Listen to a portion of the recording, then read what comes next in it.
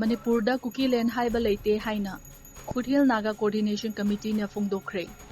Manipurda Kukiland Haiba mafam Leite Wakal na sagatlaga Kukiland puthokliba asina State asida thokliba irang asigi maru oiba Haurakfam ama oiri Haina Foothill Naga Coordination Committee Imphal maikaidegi fondorakli Committee asigi media cell na thadorakpa cherol amagi matungina Wakal na sagatlaga Kukiland thonjinduna makhoigi lam oinaba Hodnariba asida lamdam asigi yelhaumi sing lamsing munaba amadi asengba achumba adu muthatnaba hotnabani Puwarida aikoina khangba ngamlibadi Kuki haibasi lamdam asigi yelhaumi natte Myanmar amasung Bangladesh dagi hanjilakpa miyan chani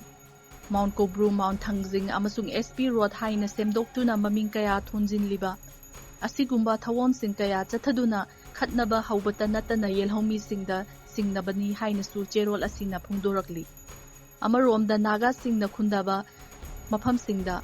lam khomjinduna Kuki militant group singna bunker sajinba lambi thingjinba amadi maram chadana sel khomba asi nungsi chana na punna hingminnaba haiba wakhalon adubu thugainaba hotnabani Naga gi lamda changsillaga hingsa chathaduna